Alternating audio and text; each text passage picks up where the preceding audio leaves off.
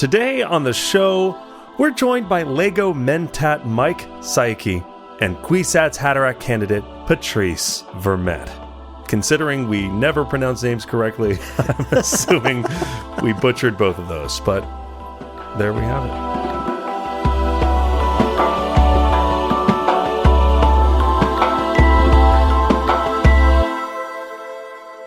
Welcome to Gamjabar, your guide to the iconic world of Dune. We'll be exploring the themes, philosophies, and characters found in the sandy depths of this vast universe, from Frank Herbert's groundbreaking novels to the adaptations on film and TV. My name's Abu. And my name's Leo. And Leo! Yeah. Yep. Wow. We have just concluded one of the biggest interviews, perhaps, that we've ever done on this podcast. Yep. And I am still sort of shaking. You can't see it in the camera. It's in my toes and it's in my knees, but I'm shaking. You're full Elvis below camera. Yeah, it was a ton of fun. We were joined by Mike from the LEGO Group, who is the senior designer of LEGO brick sets. He's been at LEGO for over 10 years, and he's the one that made the LEGO Dune ornithopter. Yes. Which is so cool. And then, as well, we were joined by Patrice Vermette, Oscar award-winning production designer. Wow. Yeah. And oh my gosh, the conversation was a ton of fun. We can't wait for you to get to hear it. Before we get into it, we need to take care of our housekeeping. Keep shout out Mapes smiling in the corner. So as always, spoiler warning, no spoilers. That's right. We basically didn't talk anything plot, so you are safe to listen no matter your familiarity with Dune. That's right. And, maybe make sure you've seen part one, because we do talk about Dune part one with Patrice a lot during the interview. True. Now, we do want to say right off the bat that today's episode is sponsored by LEGO. So LEGO is who coordinated the interview with Mike and also coordinated the interview with Patrice. And we partnered with them. We'll also be releasing a LEGO ornithopter build video on our YouTube and our Patreon. So keep an eye out for that as well. Yeah. But we wanted to be clear about that up front, that this is a partnership with the LEGO Group, and we worked with them to make this interview happen today. Yeah. And holy heck, thank you, LEGO. Yeah. It's like absolutely incredible. Yeah. Naturally, our thank you also extends to our Kwisatz Haderach level patrons. Yes. So, Case Aiken, Daniel Dion, Roman Caballo, Jonathan Lambert, and C.R. Spruill. Oh, my goodness. Folks, huge thank you. What you do makes it possible for us to run this little production and to get to talk to these incredible people and to get to bring more Dune content to your Dune-deserving ears. So thank you so much. And thank you to all of our patrons who not only support us, but also submitted some great questions. Yeah. Many of which ended up in the interview. So keep your ears open for those. That's right. That's right. All right, folks. Well, with housekeeping out of the way, let's take a quick breather. But trust us, you're not going to want to go anywhere, because after the break, we'll dive right into our interview with Patrice Vermette and Mike Psiaki. It was a blast, and you're going to want to hear it. Indeed you will. We'll be back in a minute. All right, well, let's jump right in. Patrice, Mike, what an honor and what a pleasure to have you on the show with us. Yeah. To start off, we have a very easy question for both of you. We figured we'd start easy. And Patrice, let's start with you. Very curious what your history is with the Dune franchise. Have you always been a fan? Is this a new discovery for you? How far back does Dune go for you? Well, I'm 53 years old, and that starts really well. I'm gonna have to fact check you on that one, Patrice. And in the 80s, I did read Dune. I was a huge sci-fi science fiction fan. But I do have to admit that it did not resonate to me as much as it did for Denis Villeneuve. And for him, it became his main book. At that time, that period in my life, I think 1984 was a more important book for me. But I rediscovered it when Denis asked me to be involved in Dune, to collaborate with him on the project. And I actually reread it, rediscovered it, and I find it such a rich world to work in and extremely inspiring. Yeah. Do you ever find yourself dealing with a little bit of Dune burnout, perhaps, since it has maybe consumed your life these last few years? No, honestly, it's a world that I love, that we built, with Denis, we built together. And now I feel it's become a bit of my slippers, I feel super comfortable in that world. I know it. And it's fun to go back in. I'm looking forward to part 3 if there's ever a part 3.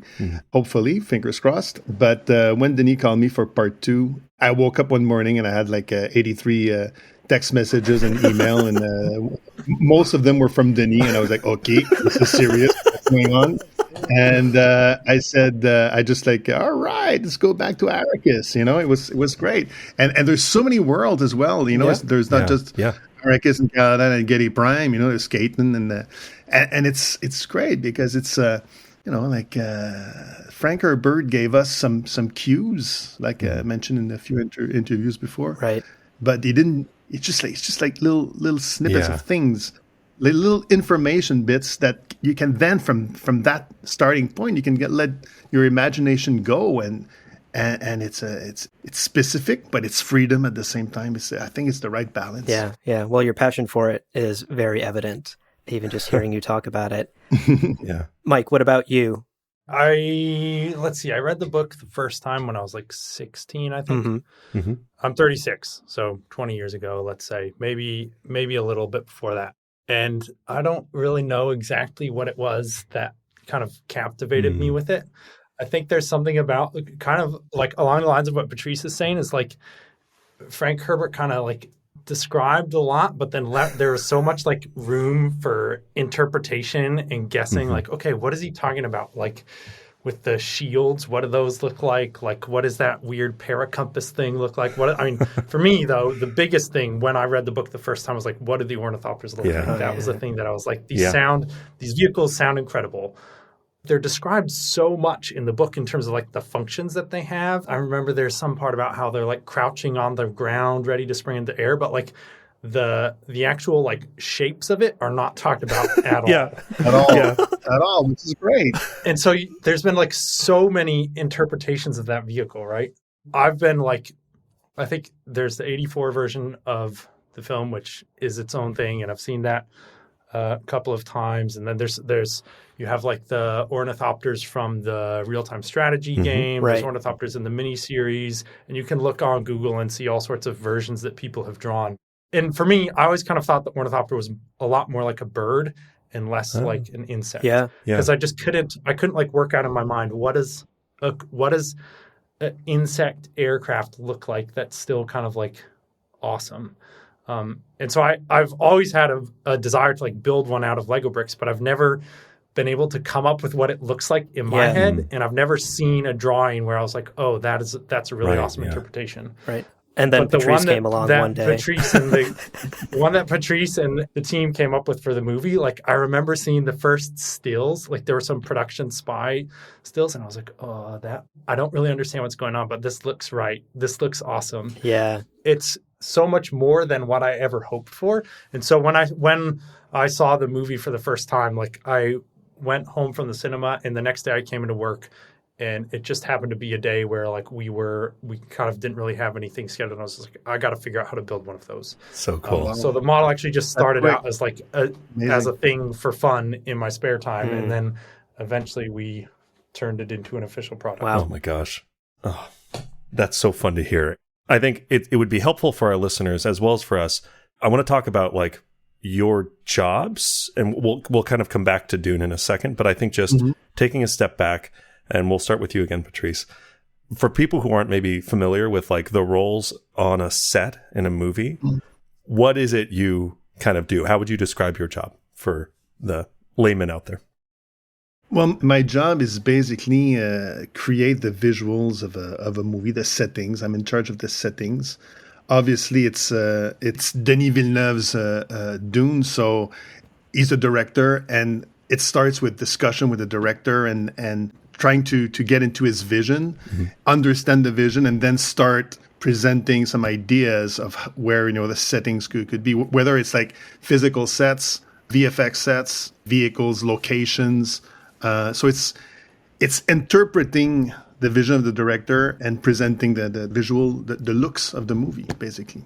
And what's great with Denis, like we've known each other since the 90s, the 1990s. And so we've got a very short hand. So it's quite funny because we don't really talk a lot, which is quite particular because we come from the same background. We have the same references. We love the same contemporary art, the same music, the same. So it's really fun to collaborate with him on things like that. So anyways, my job is to create, design, the sets, the visuals, and then once we're in production, I'm in charge of having the physical sets being built, relaying the models to the VFX, making sure that everything, because at the beginning we start with a Bible. I start with a concept artist, and we do like a Bible of all the settings, all the visual, what is going to be in the movie. We do keyframes, and once the pre-production starts, we take that Bible, we distribute it to the other head of departments, and we explain this is the vision, this is where we're going. Wow. Would you like to travel with us? Yeah. So and then everybody kind of, it sets the mood, and it sets it anchors everybody in the right place. That makes sense to me. And honestly, sometimes friendships, you just don't talk a lot, right? Like Leo and I never talk unless we're recording a podcast. So right, it is what it is sometimes. No, but yeah, the last time he showed up at my apartment, we were like, should we have the mics out? We should have the mics out. We should record. All right, Mike, what about you? So you are currently a senior designer, aka a master builder at LEGO. Can you explain for our listeners what that job entails? What do you do day to day? So I'm a product designer, I think is what I like to say. And there's a big distinction of like what I do. You can distill it down to building with Lego bricks all day. That's pretty much what my job is. The thing is, though, that what I'm trying to do is not just like build a cool model. The way I say it is anytime you combine two Lego bricks, you made a model, and anyone can do that. And that's the beauty of the Lego building system, is that anyone that has enough motor skill to be able to combine two bricks can make a model, and you can make a more complex model or you can make a really simple model. But my job as a product designer is to then make a model that we can turn into a Lego building experience. So it's not just about making something that looks great. It's not just about making something that has really amazing functions or robust functions or whatever. It's actually the core thing, and the core challenge is figuring out like, how do I take this model that looks great, has cool functions, whatever, but figure out a way that we can create these 2D building instructions that then anyone can take those instructions, take those parts and follow along and end up at the same result. But also to another level, not just end up at the same result, but hopefully like have a great time doing it. The ultimate goal for me is to inspire people to take apart the thing that they just built through the process of building it. So like have so much fun creating and then be like, oh, actually, I could use all these bricks to make my own thing if I just take this apart. Wow, yeah. And the way that we do that is mainly through physical building of models with Lego bricks. So we actually do a decent amount of work on computers these days, but it's more for like documenting what we've done physically. But like when you build physically, you are then representing that process that the person that buys and builds the product will go through. So there's really not a great replacement for that other than just doing it, which I like. That's very fun. Mike, you have an amazing job. When I was a kid, I was dreaming of having your job. When I was a kid, I didn't know that this was a job. Oh, yeah. Like I love building with Lego bricks. I knew that it was the only thing I wanted to do, but like no one ever explained to me this idea. Actually, I didn't even understand the concept of like product design as a career. Yeah. And maybe I should have been able to think this through myself, because like I had books about like behind the scenes at the Lego group and stuff like that. But like I just never connected that there was a job of the people that designed the products. And even when I applied for a job and came here and even started working, like I still didn't really know what that job would be like, whether it would be something I would like to do or not. So a lot of people talk about like, oh, this is a dream job for me. Like it actually was never a dream. I'm very happy to be here and I love doing it, but I didn't know what it was until I started working here. Yeah, you kind of have to know it exists before you can dream about one day getting there. True. Yeah. I will add in a dimension of your work that I got a sense of was looking at your brick set page, the different sets that you've designed, and there was a comment one where you said something like, I didn't expect to do so much math at this job, because it was like figuring out a radius to make a perfectly matched square Lego brick circle. And that was one of the moments looking through your brick set page where I was like, oh my God, oh yeah, that didn't just happen. Like, this was something that you had to plan meticulously and then bring together and then create the instructions for people to be able to follow, to understand, and to have that satisfying moment of it all clicks together and you go, yes, it's a circle. Yeah. Yeah, there's a lot of math. I mean, actually, the cool thing is, though, we also have all the bricks, right? And that's something that's very special. Like, when you're doing production design on a movie, I don't know if we have anyone here that would do something like that. But like, you have to come up with the stuff from scratch, right? Yeah. And then get someone to get the materials and build it. Whereas like, if I have an idea, and sometimes create the material. Sometimes you get ideas and the material doesn't. Like, talk to my set decorator on the last Dune. I was like, he was scratching his head, like, yeah, but no, we can figure it out. I said, yeah, of course we can figure it out, but it's going to take some time just for the material. It's like, how the hell do we do that? You know, it's like, so, absolutely.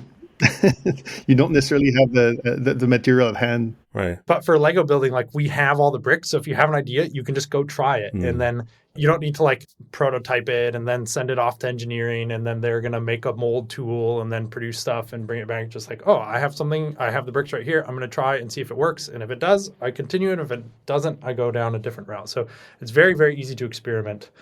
But I love doing geometry and trigonometry stuff. And so the thing is with Lego bricks, there's a lot of ways that you can combine them, but there's very few ways you can combine them where the connections don't start to stress the elements over time. So that is one of the extra requirements put on us as product designers, is that we need to only use what we call legal connections between the parts. Oh wow. That adds another level. Yeah. Well, I want to talk a little bit about careers because I'm curious how you two ended up at your jobs. And Patrice, I want to start with you because I was listening to your interview on the Team Deacons podcast. And on that podcast, you mentioned how when you were 7 years old, your dad took you to go see Star Wars, and that really like opened your mind to the world of cinema and filmmaking. But you actually went to college for music, and you pursued a music career first. So can you sort of share the story with us of how you ended up in this world of production design and filmmaking? Yeah, absolutely. It's quite a funny story. When I went to college, to university, I went to Concordia in Montreal, and I back then I had a band, and my dream was to become a record producer and also have a band or bands and play and eventually even do music for movies. And I had a lot of friends in the film department who were making short films for the university, and they were asking me, amongst other people in the sound, to do their soundtracks for their short films. And obviously, trying to make a living, when you finish university with recording music and writing music, it's kind of pretty tough.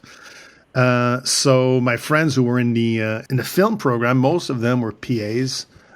Production assistant on commercials and music videos, and they said they would, whenever they would need someone, an extra PA, they would like, hey, you want to join? Yeah. So it became my I was working as a PA, and it became my side job. And then at one point, a friend of mine asked me to work on a music video.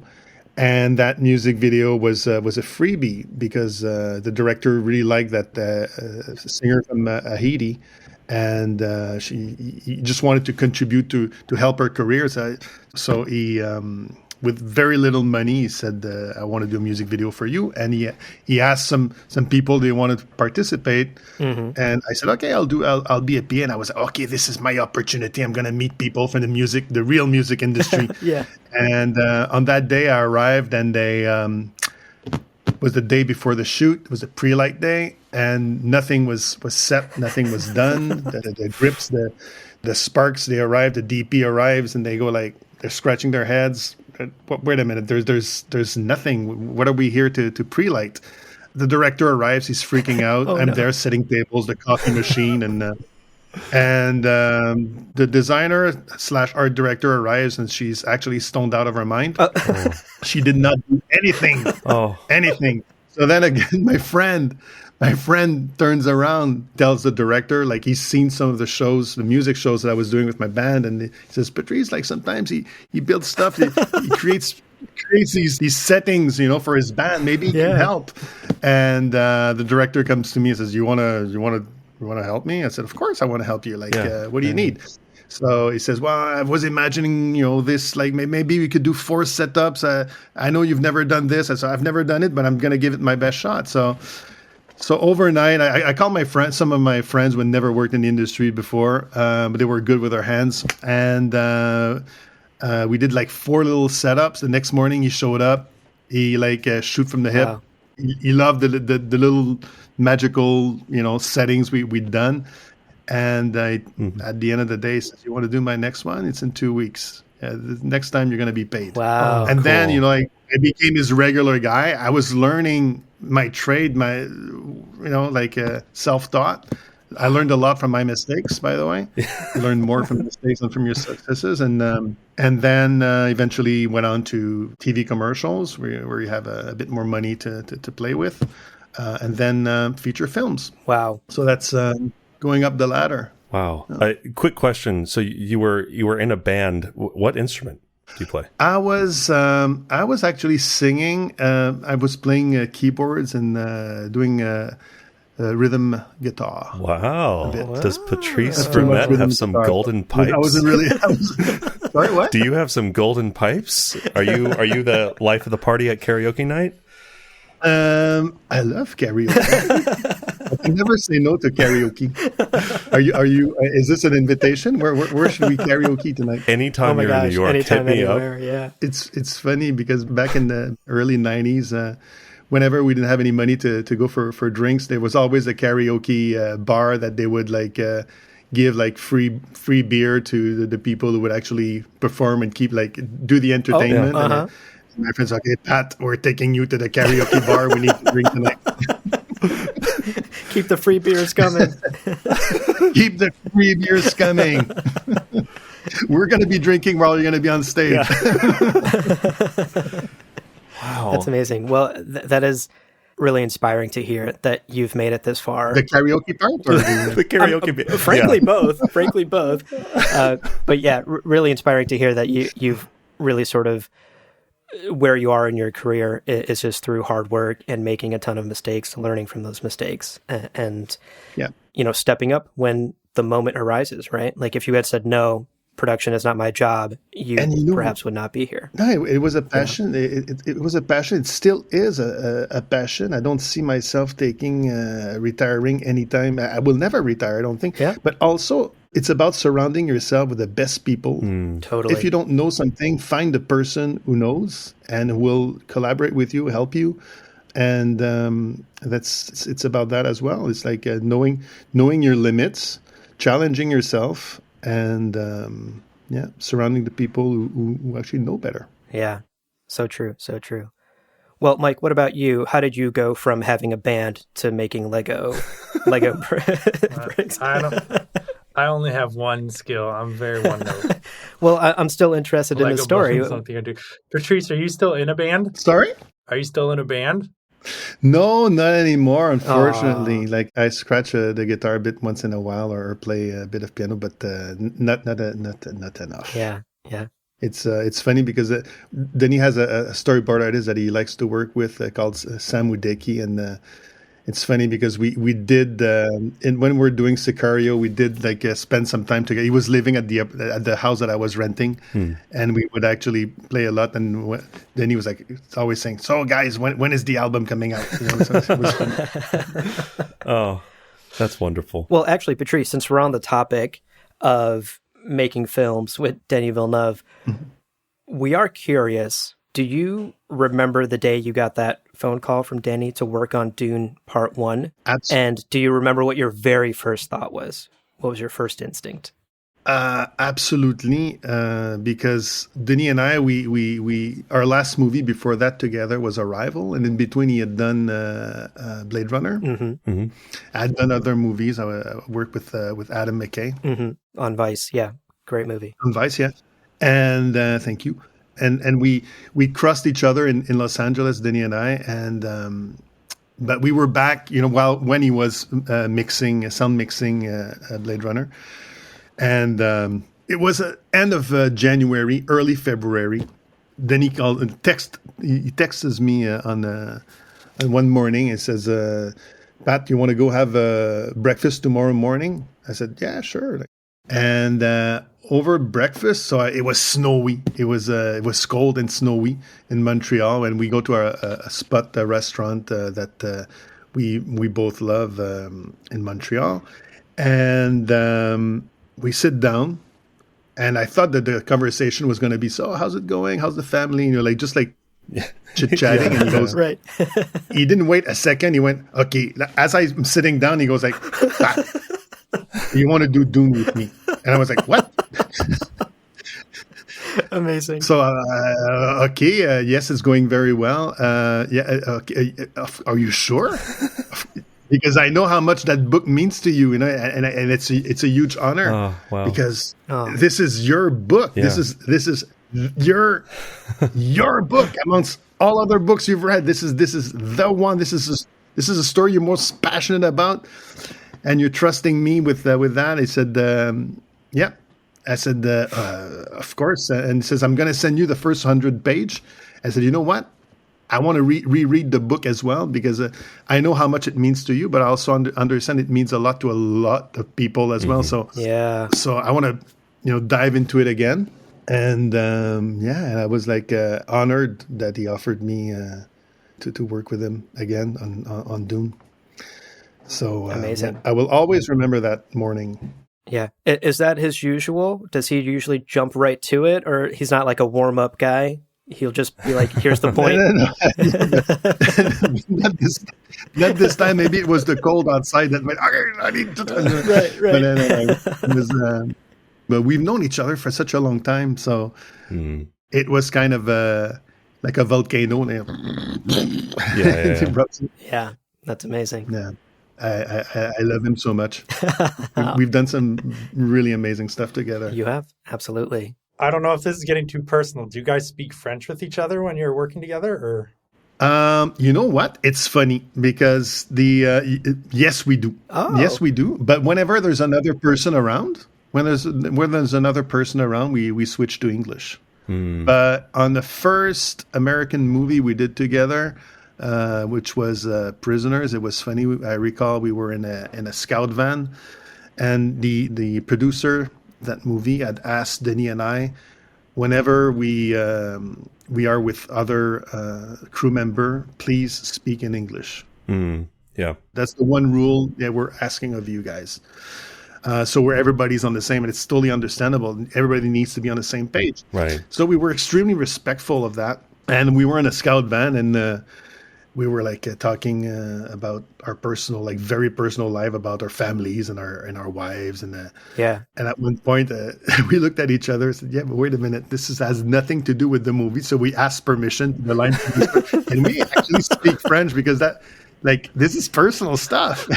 So, Yeah. But it creating an environment where everyone feels included just by virtue of understanding. Absolutely, that's so important. Yeah, absolutely. Moving on a little bit, I wanted to hone in on something, because you mentioned, especially in your experience with sound and the ornithopter in particular, I think for most people, the ornithopter design it's incredible. Well, it's funny because the ornithopter, it was one of the things that Denis mentioned when we started on Dune Part 1, says, it was one of the most important thing on Dune was to get the ornithopters right. So there was some numerous amount of studies that were done. Very quickly, it became we homed in on the Firefly design, and then I asked a concept artist, super talented artist, concept artist called George Hall, to come and play with us on the project, and. Him and I, we spoke about, at first, the stealthiness. We spoke about the environment. I'm sorry, I'm maybe like going and sidetracking, but I think it's important to understand the whole process. So I think every good design needs to come as a response to its environment. So we spoke about the winds on Arrakis. We spoke about how the environment of Arrakis and how these vehicles needed to be stealth, needed to be robust, and we needed to believe that they were real. They could not just be fantasy land.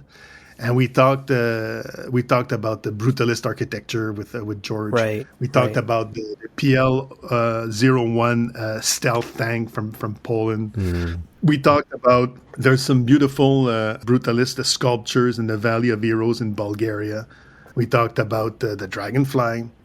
And we looked at Sam Udeki, the storyboard artist that sent me a couple of weeks before a slow-mo. He was able to capture like a bee in slow-mo on his balcony in Toronto. Wow. And we saw how the wings were flapping. And then all of that became part of the original brief. And from that, I have to say that George came up very quickly with that shape. He had the ability of synthesizing everything very quickly. And then from that, it evolved. Yeah. And then we start talking with the team. We start talking about, obviously, the sound of vibration of and how the wings, and how the wings connect, and the gaskets, I would call them, the hub, how they would vibrate on something more like a rubber rim. Mm-hmm. And it was great. And then we had like Collie Wirtz, another concept artist who started developing the interior of the thopter, and how I say, okay, but how can the legs deploy? So we did a lot of studies, and we did not want to have any ghostings, which means this is the legs when they're down. This is the landing gear when it's up. In between, we don't care. No, we care. Like everything needs to fold and unfold in a realistic. Things cannot go through other objects. The physicality was important, and how the ramp it needs to go into that end position. But when it's open, it needs to have enough length and not too steep for actors to it. So there's also the logic of filming and the actors, and how do we get in the cockpit, and so the thopters. I'm sorry, I went totally rogue on this answer, but and then with the models, we gave those models and all those tests to the VFX and the previs, and how the wings would rotate and how they would angle, and how could the thopter. What would be the wing process when it's stable, when it dives, when it's like a. So it was a great journey. I don't know if I can interject. No, please, Mike. I see you smiling. Yeah. So Patrice shared very early on, like all of these digital files and animations of all of these things happening, and so because they thought it through so well. Mm-hmm. It was still a challenge for us to do, but like knowing that, okay, this actually thought through and like things fit inside each other and it all works was very like encouraging to know, like, we can figure this out. There's a way that we can do it. Yeah. I don't want to talk about any other franchises outside of the one we're working on, but not that I'm talking about Star Wars, but maybe Star Wars. Like there's some times we get given a model where you're like, okay, now make it do this thing. You're like, yeah, but you guys didn't figure out how to make it do that in the movie. Right. It's just completely digital magic. So like now we have to figure out in a toy, how do you get this thing to go inside of this other thing where there's not enough space for it? Yeah, just invent it. I mean, it's easy. Just invent a whole new... Yeah, exactly. It's funny you mention that, because Mike and I, we talked on a couple of occasions when he was developing, and we were actually going through those things, those movements and those sliding, opening, and like, sorry, Mike, I interrupted you. No, that's fine. That was it. That I've done a lot of collaborations in my time at the LEGO group, but like Patrice was just showing me everything. I remember I would like show him the model. I don't know how many different calls we had, but like I would show him the model and he'd be like, that's not really exactly how it's supposed to be. And then he would just pull up his digital file and like show me exactly on the file and take screenshots. And like to have that level of access to like, here's like the source of truth, and I'm just getting to look at it and take everything from it was amazing. Sometimes we're just like taking screenshots from a movie and hoping that the thing we're looking at dealing is with good. motion blur and particle effects in the foreground. You're like trying to see through the file. And thank you for the tint, by the way, for the cockpit, the windows. It worked out very well. Yeah, I think that color worked out great. We're always changing things here in product development. So we were introducing this new transparent black right around the same time this model was meant to come out. And I remember seeing the first samples and I was like, this color is stupid. Why are we introducing this? And then I think the next day I had a call with Patrice and he was showing me the color that the cockpit should be on the vehicle. I'm like, oh shoot, that's exactly the color. Our new color is perfect. Of course, this happens to me all the time. I'll see a new element and I'm like, that's a dumb new element. Why are we making that? And then usually within the week, I'm like, oh, I see. Now it serves this critical function in my product. So yeah. Now, do you get known then as the earliest adopter of this new trans black? They're like, oh yeah, Mike loves the new trans black. He used it immediately. Well, so it's actually it's coming in as a replacement for our, I don't know what we called the color before. It's actually like a swap. Oh, cool. Okay. So everything has it now. Gotcha. Okay. So it's crazy how sometimes things happen for you had that color for the plastic transparency the day before or a couple of days before, and and then all of a sudden it was made for somehow in the universe. That's right. That's right. The stars aligned. And it was perfect for the ornithopter. The Quizettes had it. Yeah, that's right. That's right. So I wanted to ask, because I loved when we first looked at the first movie.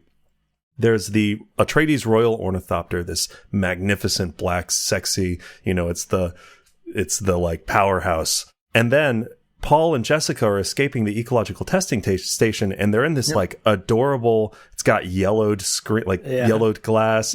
It kicks out some dust when it turns on. I'm like, oh, this is the Volvo that's no one's touched in 25 years, and yet it still works great, How many different ornithopters did you design that didn't make it and that did make it to the movie? You know what? That one was the small bush ornithopter for. It's one that serves the purpose of exploring more than war or protecting. But there was a couple of different ones that did not make it in the first movie. Actually, there was also there's the Royal Ornithopter, but there's a spin-off of the Royal Ornithopter, which is the Harkonnen Ornithopter, which basically there's round edges and it's more it's like a bit on steroids, as if it was training at Gold's Gym for a while. But that was made into that way because we had physically built two thopters. Two full-size thopters, and we had a cockpit as a buck to put on the gimbal, but we needed an extra thopter, and we did not have the money to the budget to build another picture vehicle, or two other picture vehicles. So we based ourselves on the original design, and we just enhanced it digitally, so it became different. Oh, so funny. Yeah. So staying, keeping the proportions of the cockpit windows was important. So everything we could actually use the same, but they had different looks. So there was a couple more thopters that were designed for the first movie. One of them makes it to the second movie. Ooh, exciting! That's it. I'm gonna see it. And then there's a few more that we designed specially for the second movie. Yeah, no, we had Thopter Fun. That's so fun. Yeah, is that a registered trademark? Thopter Fun? Wait. So, Mike, I'm sorry. You may have some more Thopters. Sweet, I'm ready. Is there? I don't know if you're allowed to say this. Is there a Harkonnen ornithopter design out there then that is nothing to do with the Atreides design, like a concept that just never made it off the ground? Then.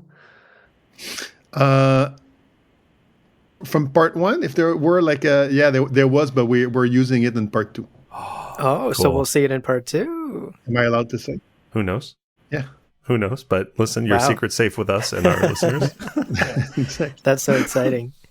Well, Patrice, we have one more question for you. And then Mike, we want to turn towards you because we have some Lego related questions, but we are curious. We mentioned this earlier, but Frank is notoriously lax on descriptions of things in the Dune book, physical descriptions of things. Even if there's another book, an extra book that explains everything, but it's still very yeah. Sorry, go ahead. It's still very vague. And for everything, right? Not just the ornithopters, but how the sandworms like actually look, or how Arrakeen looks, or how people are dressed. All of that is just sort of left up to the reader to interpret. Yep. Does that make your job harder or easier when you have such little direction in the source material? Listen, it's fantastic. Okay. It's just the right balance, because you don't feel like put in a very narrow. You can thank you. I understand the environment in which those things will live. So thank you for trusting the readers to have imagination. Yeah. So everybody can actually have their own version of Dune, right? Absolutely. I think it's extraordinary. And then it's just the right amount of the detail, so you can start building the rest, the visuals in your mind, which is awesome. It's freedom. Yeah. Controlled freedom. That's Controlled amazing. freedom. It's like you're given the size of the canvas, Yeah. and maybe certain color brushes, Yeah. but you get to paint the picture. Yeah. It's fantastic. Yeah, I bet. I have a lore question that I need to get answered by Patrice. Please. Maybe there's not a good answer, and I'm curious. Like, in the universe of the movie, one of the things that was, I don't know if interesting is the right word, but like the Harkonnens and the Atreides have different spice harvesters. Yeah. And then like the Atreides they have different ornithopters. Like, is the idea that the ornithopters are built on Caladan and brought with them? I know that this doesn't really matter, but I'm just kind of curious if you guys, like, because you're talking about designing it to the environment. I'm just curious, how deep did you go? Okay, so first of all, for the harvesters, they're using old harvesters that the Harkonnens left. Yeah. That's why they're breaking down. So the harvesters, they never had harvesters on Caladan. Right. For the Thopters, I think they do have. They were designed for Caladan, and they brought them with them. They brought them. Yeah. Yeah. Interesting. Yeah. That's a great question, Mike. It is. That's the sort of nerdy lore deep dive we love on this podcast. Yeah. It's good. And my God, I was going to say something that I'm not allowed to say about that. Almost got him. So close. Almost. And in okay, no, please. We follow up in a few weeks. Yeah. We'll do a follow-up. Restrain yourself, Patrice. Restrain yourself. We really appreciated that. Watching the first movie and just picking apart everything we could, the fact that the Harkonnen, any spice harvesting scenes with the Harkonnens had these like very tubular, round, bubbly machines that also have like mounted weapons, and they clearly were responding, iterating on their on Arrakis technology in order to respond to, Fremen attacks and things like that. So it's very cool to see that kind of shown, not told storytelling. It's a response. It's the sub story, but we know the world exists. Oh yeah. There's other things that happen in the world besides the story that is being told on screen. So absolutely, it's being outside the canvas to make the world more believable. Yeah. Oh, it's backstories. It's excellent. So turning a little bit to you, Mike, the ornithopter. You're working with Patrice. You have these great resources being sent to you. Can you talk us through that process? You mentioned you started for fun after seeing the movie, throwing yourself into this passion project. But is this something that like Lego brought to you and you were like, oh, amazing, because I've actually already been working on it? Or like, what does that look like for you? Yeah.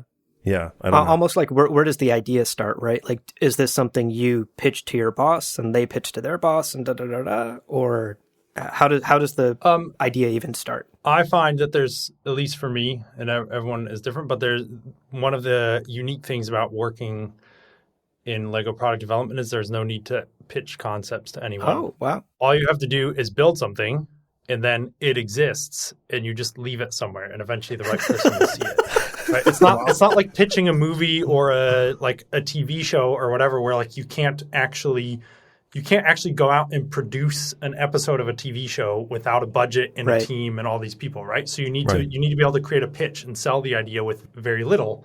But like I was saying earlier, we have all the bricks. So if you have an idea, you can just go build it. And then the physical thing, which is a pretty good representation of what the final product will be, exists. And it can speak for itself, right? You don't need to tell a big complicated story to make people see the thing that is sitting in front of them. So I find that there's quite a few things where I've just built a model because I think, hey, I'm curious to see what will happen if not like I would say I have like a very pure heart when it comes to Lego building. I like to build with Lego bricks because I want to have this thing as a Lego model. Yeah. That's my primary driving thing. If like at some point it gets turned into a product, that's neat, but the main goal is like I want to see what this will look like if we build it out of Lego bricks. So with the ornithopter, that's how it started. Was just like I want to have one of these for my own sake. It's something I've always wanted to have, is my own Lego ornithopter. Now I'm finally going to do it and figure it out. And so I wasn't thinking like what makes sense as a product, any of that kind of stuff. It was just what do I want to build. But I spent so much time like in my spare time working on it, and then it was just in our product area. And enough people saw it. And then I think also there was a lot of hype around the first Dune movie as well. Yeah. That, people were seeing that and talking about it, and then seeing this thing in the office just clicked with the right people. And they said, let's add it to the portfolio. I work in a team called Lego Icons, and we're making products for adults. That's our kind of mission.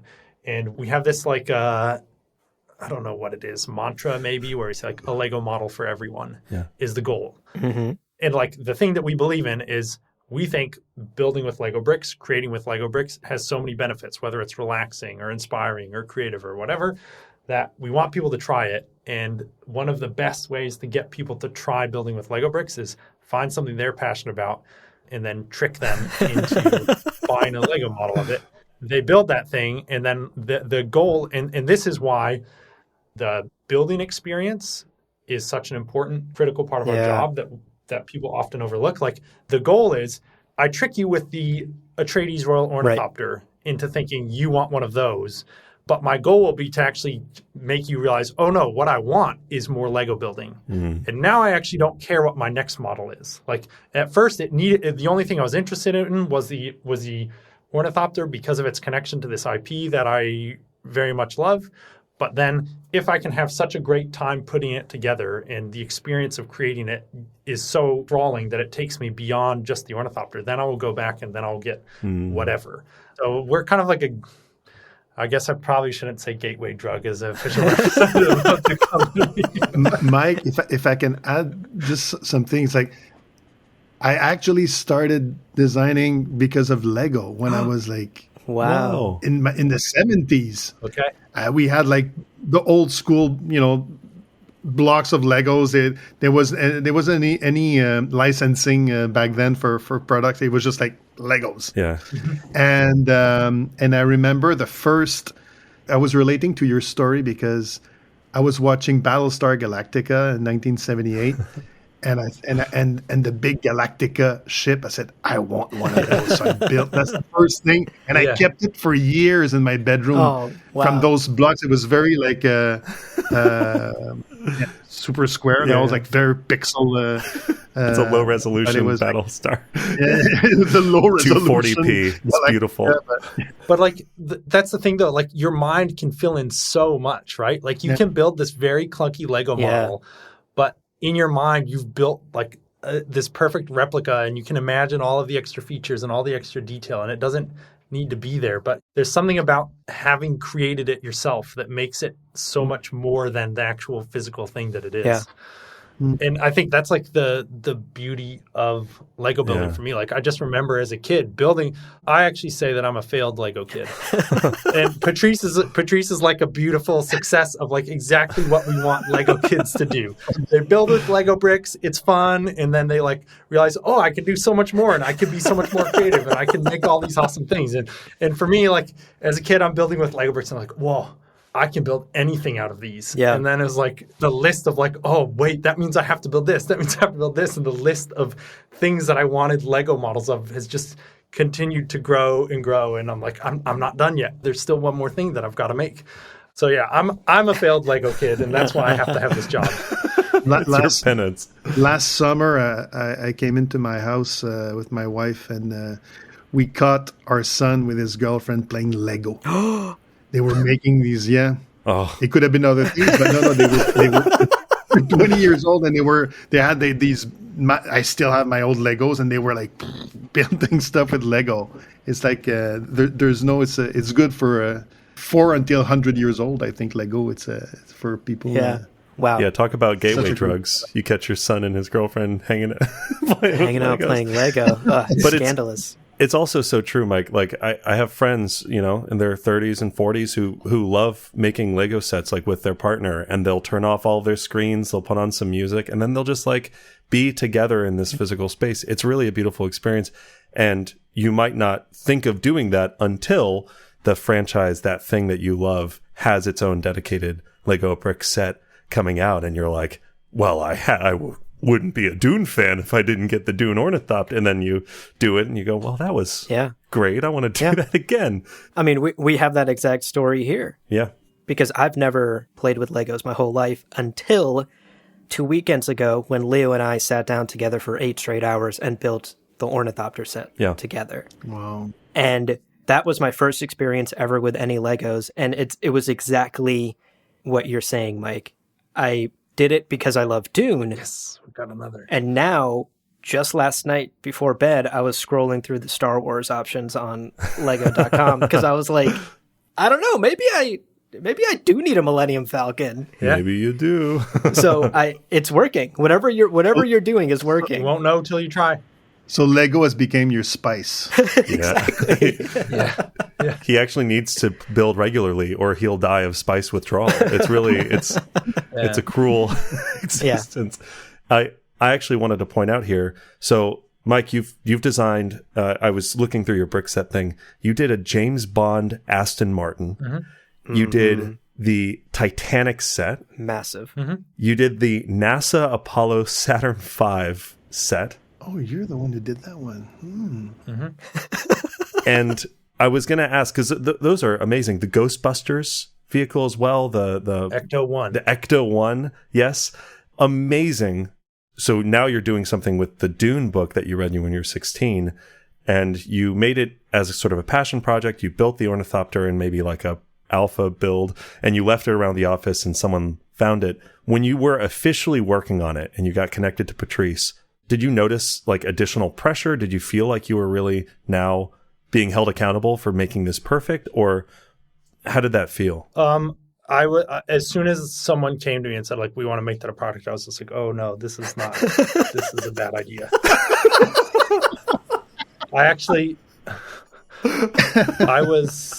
They were trying to pick between 2 different things, and I can't say what the other thing was because it's not out yet, but they were trying to pick between 2 different things.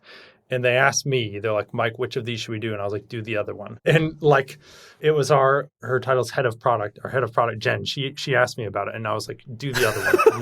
Like, I love the Dune thing. I want to make the Dune thing so badly. I think it would be cool, but do the other one. It makes more sense. And then she came back the next day and she's like, we're doing both. Thinking that she was like telling me some great news. And I was just like, oh, shoot. Now I really have to figure this out. Because it's one thing to build a Lego model, like I was saying back at the beginning. It's one thing to build a Lego model, but it's a whole other thing to try to make it a Lego product. Right.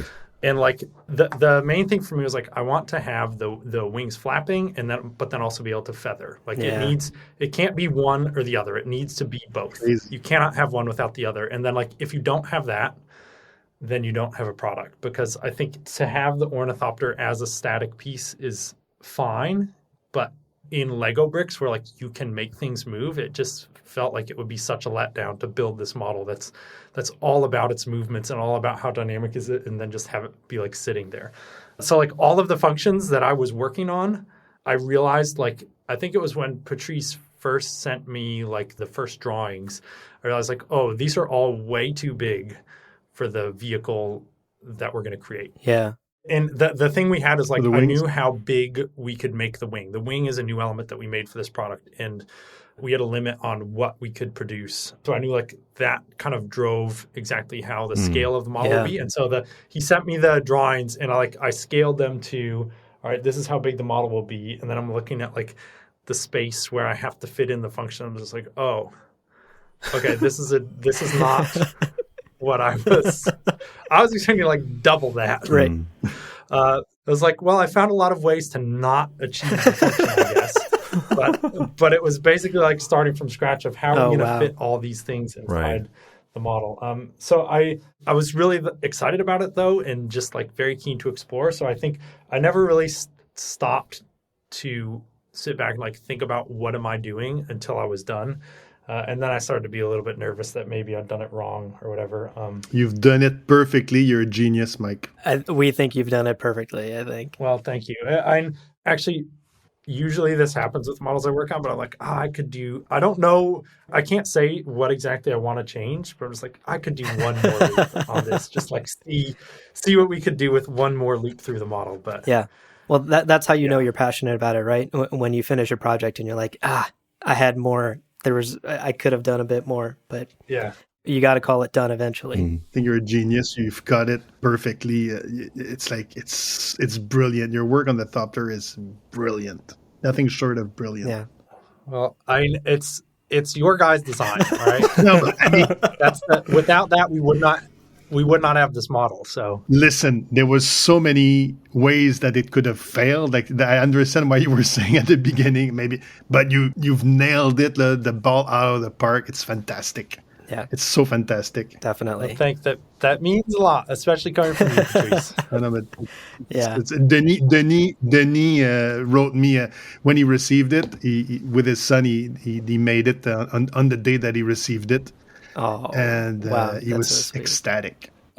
You guys were talking a little bit about like looking at some different Lego product YouTube reviewers, and so like normally I'm quite anxious to see what people think of the models that I make and read reviews and kind of see like are they generally being accepted or like what are the complaints. But with this one, getting to work with Patrice and like getting to work with Legendary to develop this thing and like how excited they were with what we had done and what we created, I was just like, for me, I didn't really care about like who else do I need to seek approval from on this model. If like the creators of it are happy, then I'm right. I'm done. So yeah, you've done your job. And George as well. He's ecstatic about it. So it's good. I bet that feels great. The whole team is. I do have a technical question for you. Because as Leo and I were building the ornithopter set together, we kept having this discussion about which of these parts are sort of like standard issue Lego bricks and how many were like bespoke special molds that had to be built for the ornithopter to work how it does. So I'm curious, like when you're building a design of this complexity, is there a certain balance that you try to stick to of like unique brick, reusable brick? We want to use everything that's existing parts. That's our goal. Yeah. And there's a lot of reasons. One is like just from a production complexity standpoint, it's better if we don't have to make new molds. But also then every time we make a new piece, we're changing what the Lego building system is. And we are very careful about how we do that. There's many parts you could come up with and say like, this is a valid Lego part. But one of the constraints of the Lego system, apart from what are like the valid rules of where you place connectors and how tall things are or whatever, is just like the total size that it is, right? If the Lego system grew to every single piece existing, that would be too big. So then a very real constraint is just how big does the Lego system get? Yeah. Not from what are we able to produce, but like what is the right building system to offer the right balance of I can create anything that I want, but I also don't feel like I'm working with a lump of clay where it's just like infinitely sculptable. Right. So every time we approach a new product, we're like, are there any new parts that we need to create to make this work? Is that worth it? And are we adding to the Lego system in a way that is acceptable?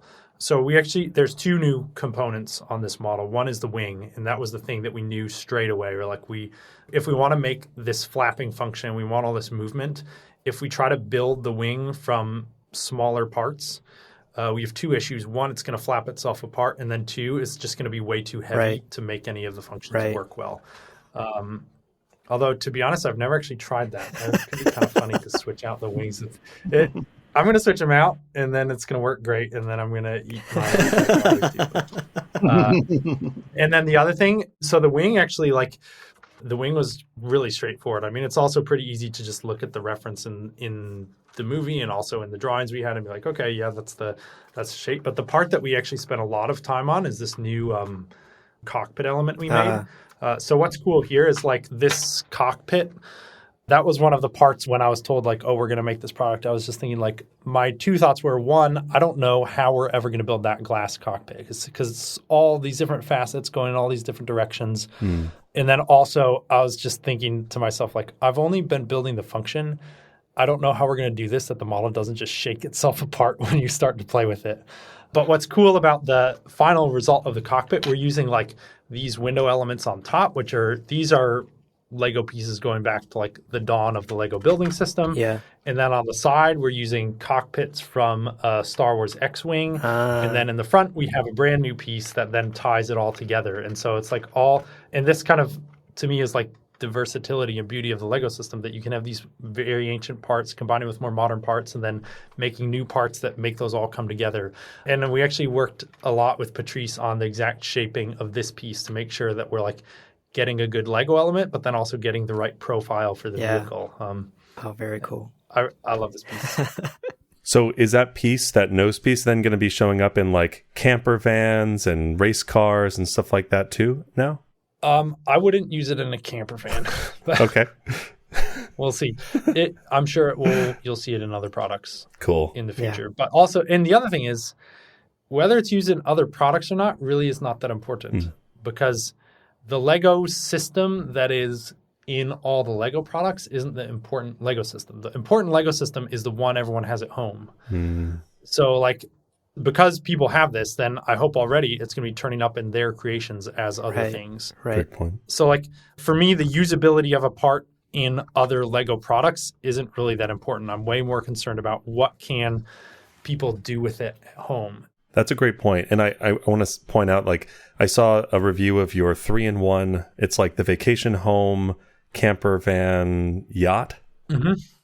And I loved that for the camping, there's a brown bear. There's like a grizzly bear. Yep. That becomes a grill set in one of the other versions. And sort of. Parts of him. But the thing is, like, I think that for me also was kind of an aha moment, that where you are guiding my understanding of how to reuse bricks in a way that I think is really brilliant. I also wanted to say, as I was clicking around brick set, it seemed like I would see the same names attached to the same franchises. First, I think this is a question that every Dune fan has at this moment.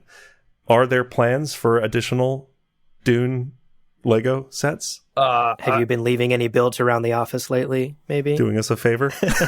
I asked Patrice and the people at Legendary when we were making this model. What I was trying to do the whole time was get them to show me production images of the new movie. They were working on it while we were working on our model from part 1. And I was like, well, I know this is a part 1 model, but maybe there's some characters from part 2 that we could include in this set, and maybe if we could see some of the designs or the costumes or whatever, that could help us decide. But they're very tight-lipped. They didn't show me anything.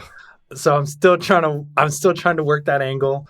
But yeah, in terms of future stuff, that's just not something that I can talk about. So okay. Totally fine. Thought I'd ask. 3 more weeks. I'm going to keep making Lego products. I can tell you that, at least for now. And if there's a chance to do more Dune stuff, I would do what I could to be involved, because I think there's a lot of amazing stuff there. But yeah. Well, on that note, there's other amazing stuff there. Let's just leave Lego attachment aside. If you could have the backing and the support of a company to make your very own brick set similar to the ornithopter of anything in, let's say, of what we've seen of part 2, but maybe part 1 as well, what else is on your sort of wish list? Like and actually Daniel Dion, one of our listeners, wanted to know, this is how he wrote it. If there was one other machine set, etc. from Dune you could design, what would it be? And this is, of course, we're not saying this is reflective of Lego's plans. This is just Mike as a designer. We didn't really see that much of it, but the ship that Duncan flies in when he's introduced, I don't quite know what's going on with that, but it's very intriguing and seemed quite cool. And just like that, it clearly had a bit more interior going on than we were introduced to. That's something that I was curious to make. I'd be interested to do something with the spice harvesters, but they're just so big. And something that I would love to build that I haven't done yet. Mainly, I hate repetition. When I build a model, once I've built one half of it, like if I'm working on a car, if I've built the left half of the car, I'm like, I'm done. I don't want to build the other side. It's just the same thing, but mirrored. Can someone else do this for me? But I would love to make a giant Lego sandworm. That would be so amazing. Yeah. Like, it's just, I don't know how big it needs to be, but like. There's different sizes. True. There's big ones. There you go. Small You could do a ones. baby. Even in the book. But like, there's babies. I think I want a really big one. I think I want like a really big, the one like Paul with a rides. mouth, like That's a big one. yeah. I think I want a really big one, but I That would be know very for cool. sure that I don't want to build all the segments of it myself. Yeah. Well, luckily you have Patrice's number, and you can hit him up anytime you're ready for Yeah. whatever your next Dune project might be. Yeah. Patrice, we asked a ton of our listeners what we should ask the two of you, and there were some questions for you too. So if we can quickly go through some of those, I'd love to hit you with these. Naturally, a lot of the questions basically had to do with Dune Part 2 because everyone is incredibly excited for the upcoming film. So, of course, say what you can and keep the exciting stuff to yourself. But one of our listeners, Mike Spalding, he asked, can you talk a bit about how you and your team approached designing for the Harkonnens and Giedi Prime? Was the heavy use of contrast always part of their aesthetic from early concepts? I assume he's talking about the black and white look. Yeah, the black and white. The black and white look came from Denis and Greg, experimenting about different atmospheres of a different planet. It's infrared, black and white infrared, which gives it a unique look as opposed to plain black and white. But I'll let Greg and Denis talk more specific about it. Yeah. But for me, on part 2, because we're going to see a lot more of Giedi Prime, obviously. For people who read the book, I don't think it's a big secret. It was really, really fun to go there, and because on part 1, I didn't have the chance to dig into that world that much. Right. And on part 2, I'm very happy of how it turned out. I can't say too much. I can't say too much, but it's exciting to get to see another planet. The Harkonnen world is very special to me. Yeah, I can say that. Yeah. Okay. Yeah. Because I feel that there is a red laser dot that is right. around my You're going to look at your and, phone and there's going to be 80 more texts from Denny being like, no, exactly. No, yeah, that's fair. That's totally fair. Listen, I want to do part 3. I want to be involved in part 3. Right. Keep your job. We're not trying to get you to. We have another question from Eric Evans. Eric asked, for me, the thing that makes Dune stand out as one of the best releases in the past decade is the creation of a look of massive scale. It's so authentic looking. How do you achieve this look? What were the challenges in getting the scale of everything right? Well, first of all, it's all about the story arc of Paul Atreides. It's about him stepping into a world that he doesn't know, coming from the comfort of his home planet, stepping into a place that is bigger than life, because his story will be bigger than life. And even Frank Herbert in the book mentions that the residency is the biggest palace ever built by mankind, by humankind. So right. You need to get the scale. Like that's quite a statement. Yeah. Right. So how do you get the scale on the physicality aspect of it? There's big sound stages for the interiors. But some aren't big enough for some of the spaces. Mm-hmm. So we came up with a little trick between Paul Lambert, our VFX supervisor, Greg Fraser, and I. It's like, let's build, instead of using green screen, let's build. It's possible, budgetary and physically where it's possible. Yeah. And then the extensions. Let's carry on building the set, but in fabric. Oh wow! So above 24 feet or 20 feet, it's all fabric, but the volumes are there. So what it gave us, it's just the light would actually go through the right areas, through the right slits for lighting. So the lighting was good. The bounce of light in the environment would be the right color, because we, instead of using green screen, we used the fabric was painted the average color, which is a sand color of the set. So there's no contamination, light contamination from the green or blue screen. Mm-hmm, mm-hmm. And then when we do wide shots, we can actually, for VFX, they can actually use those shapes and then clad the texture, the right texture. But the base color is already good. So anyway, so we had a few tricks like that, some more complicated than others, especially for the kinds Kain's lab. Right. But it was a good challenge, and in between the head of departments and my department, we all wanted to succeed recreating that vision that came from the visual Bible. Yeah. So everybody was putting their heads together, collaborating, putting egos aside, and that was something very beautiful on part 1 and also part 2. We're all a bunch of friends. And I say that, I understand that sometimes many movies people say, we're friends. No, but we're really friends. Yeah. And it's finding the solutions to all these challenges and being able to high five each other at the end of the day when we say, yeah. And sometimes, challenges, I've got something that I've always said, and challenges and doing things a different way, sometimes it's crazy enough to work, which means if you go like the normal route, everybody's gonna cruise control. Let's do it that way. Right. And then you don't watch for your blind sides. Yeah. If it's complicated and difficult to achieve, nobody wants to fail. Right. So we're all gonna make sure that we watch each other's back and calculate and efficiently working together as a team to make sure that nobody fails. Yeah. Because we all fail together if we fail. So. Right. So that's okay. That being said, who is on a production of, let's say, Dune, for example, who is your biggest rival? Isn't the right word, but obviously you have a artistic vision that you're trying to achieve, but then some of the things become impractical or whatever. Who's the person that's let's not say that there is conflict, but the biggest chance of there being conflict between this is the thing I want to execute and you're preventing perhaps you're compromising the most with this person.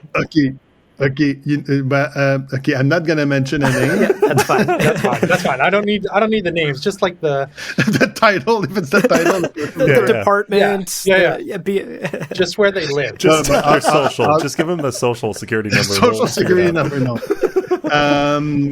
He's not Canadian. Okay, no. He's not American either. No, but no. Honestly, that's a very good question. But in reality, there's always limits within the budget. So on any given production, from the DP, from everybody, sometimes the people who handle the money part will become, but we're a group of people who find solutions together, and whatever the best solution within the budgetary perimeter, right. But obviously, there's a financial aspect to creation, and sometimes not having enough money to create, give and we're all honestly, we know what the main budget of a movie is, and we're all intelligent enough, I think, to create within those parameters. And to know where we can actually stretch the elastic, and sometimes no. So during the creating the spaces, creating the aesthetics, we're aware of that. So we just let's go to the sun, so we come back to the moon. At least we won't stay on planet Earth. Absolutely. So we just like to dream. But on Dune, when we did the Nexus, Dr. Kain's lab, that was something that we scratched our heads, and I lost most of my hair because of that.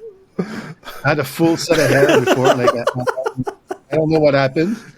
And the gray hair is on Dune Part 2, but that was Dune Part 1.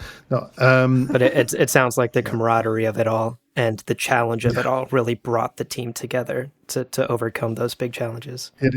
It is because we're all passionate about the film, and we're all passionate about. We all love Denis, so we're all behind Denis. That our fearless leader, and Denis had something on his door.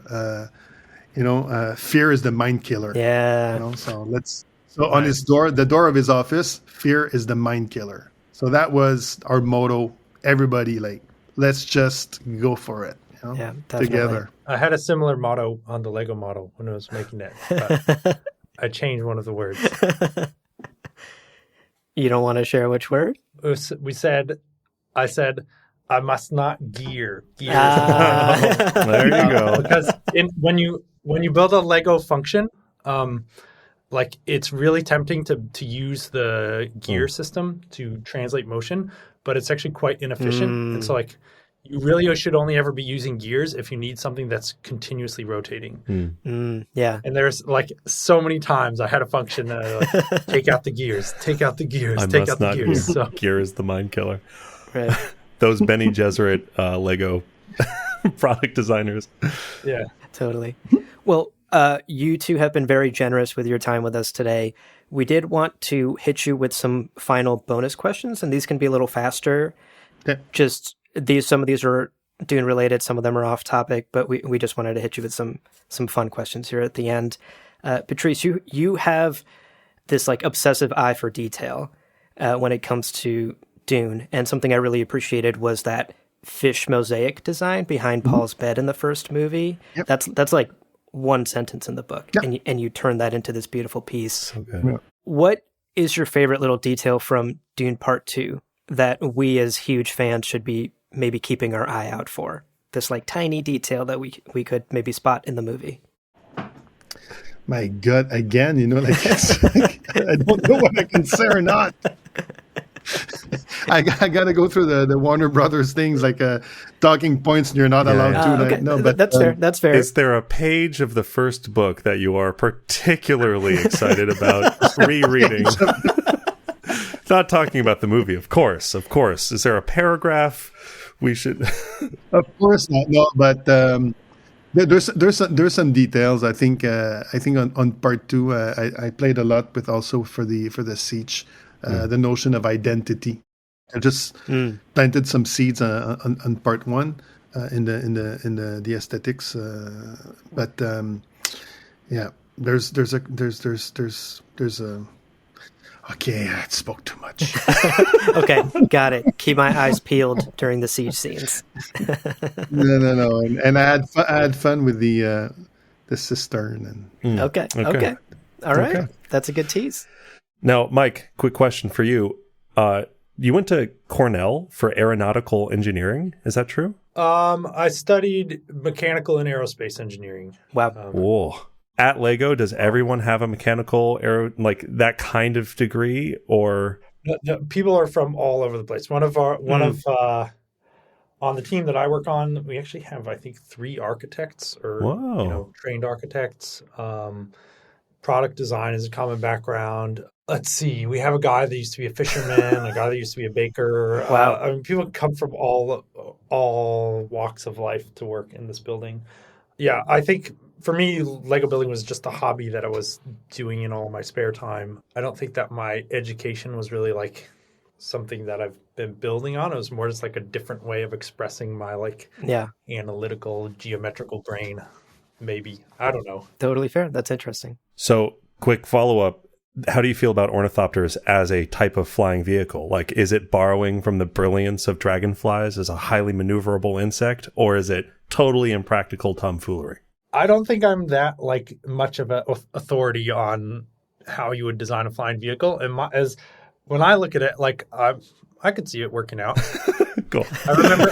I don't know if it was Patrice, if you told us this story. I did. But there was like the ornithopters that they built for Dune Part 1 they were built in England, right? Yes. And then they had to be transported to Jordan. Right? Yeah. And it was like on set, you were telling someone, "Oh, we have to fly them over there," and the person's like, "Whoa, they can really fly!" Like, Actually, sorry, you tell a story better than me. Actually, it was like after part 1 came out, there was a journalist from Condé Nast who was asking me about like locations, where we and asking me questions about Dune, and I said, well, the thopters were built at BGI in Long Cross, just outside of London, and then we had to bring them to Jordan, so we took them from Long Cross to Stansted Airport, and where we flew them to Aqaba Airport, and she goes like, "Oh my God, these things really fly for real?" I said, No.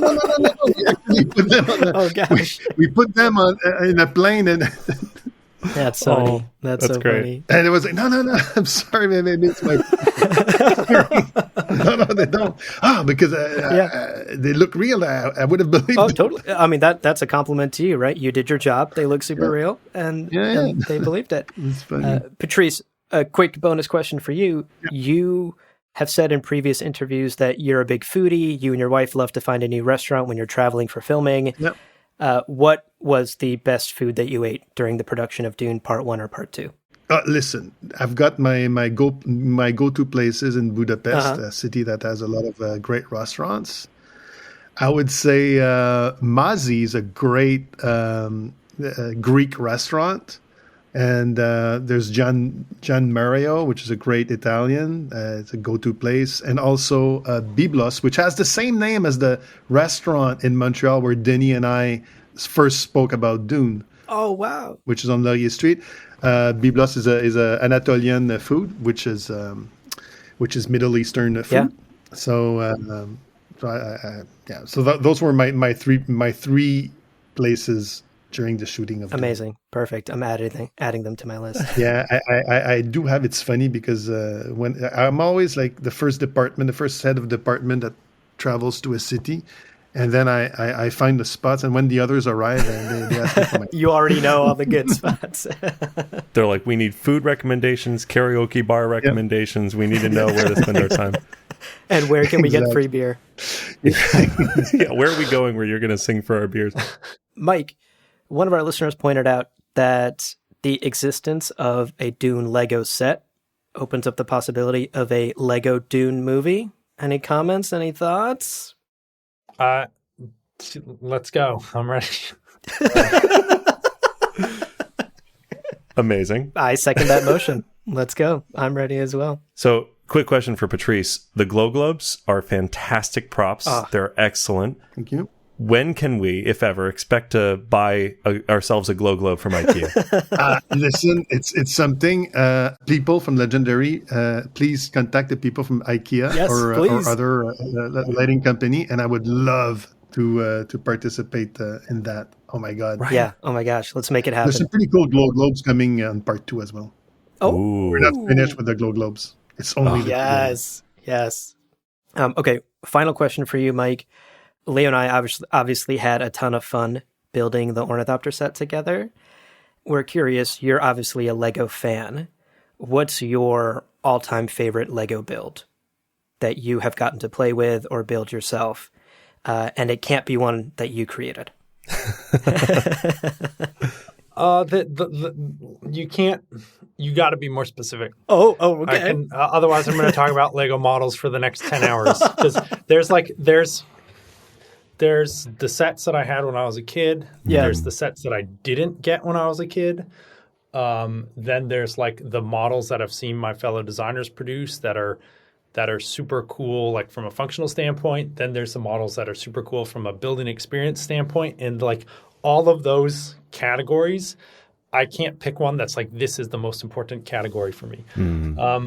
If I talk about, there's a Lego set from when I was a kid. I think it's called Victory Cup Racers. Okay. That was a semi-truck that's carrying like cargo containers that have go-karts in them. And then there's a forklift that can take the go-karts on and off the truck. Whoa. And I never had it as a kid, but I looked at it in the catalog so much. Me and my brothers, I had two older brothers, and we would just like look at that thing like, oh my gosh, look at this. This is awesome. It has a semi-truck and it has all these cars. And yeah, when I met my wife, her parents had a fire in their house. And everyone was fine. The house needed to be torn down, but the only thing that survived the fire was that Lego. She was like, "Oh yeah, we had some Lego sets when I was a kid. We didn't really play with them that much." And then after that fire, there was like, "Oh yeah, this thing survived. I don't really know what it is." And I was like, "Are you kidding me? Like this is the set. This is the set right here. This is the one that got away." This is the Holy Grail. Yeah. Wow.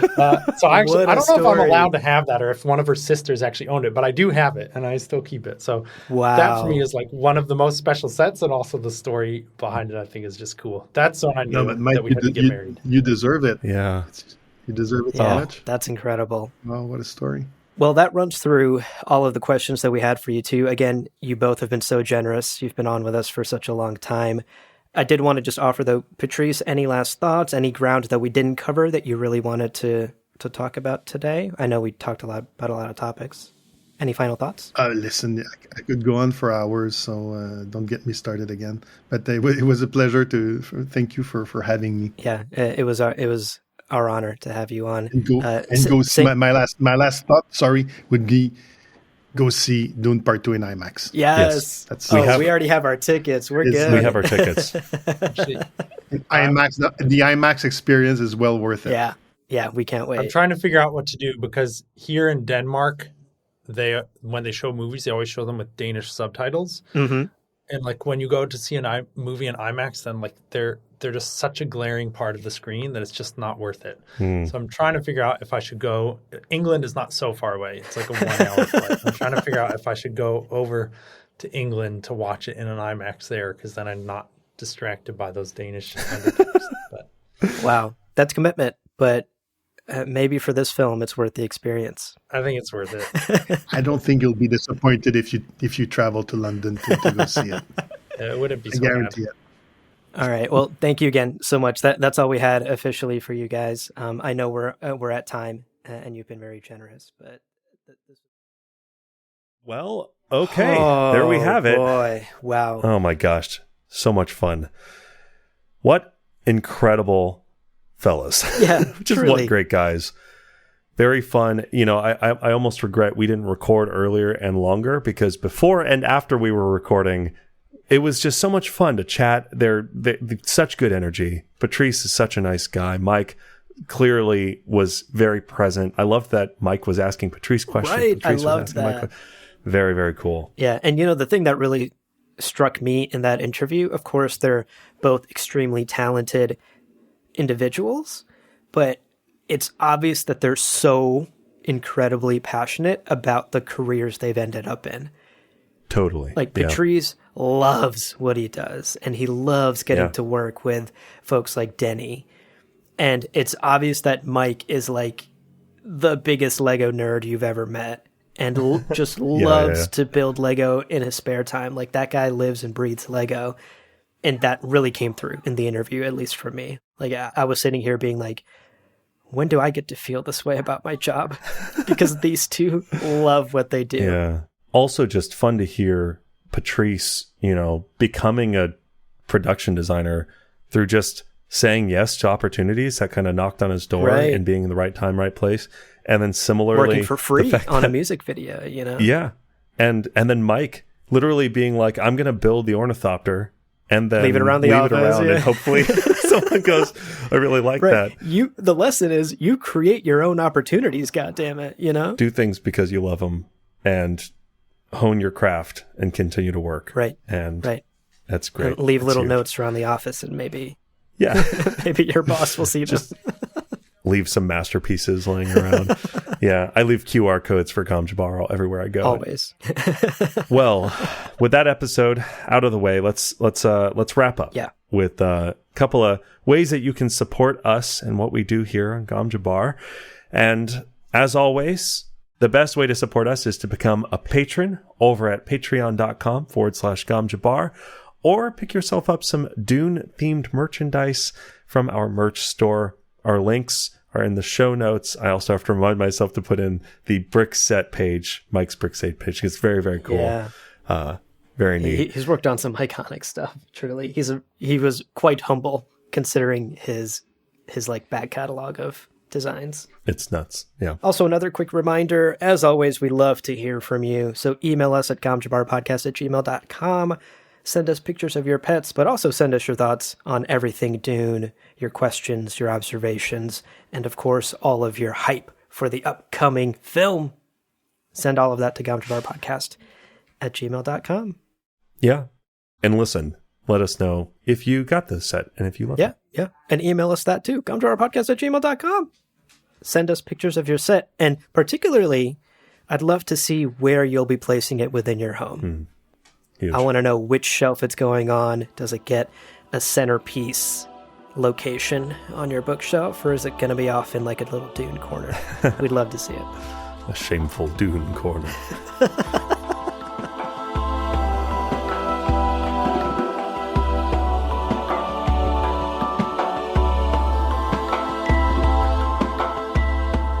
Well, friends, there is no real ending. It's just the place where you stop the recording.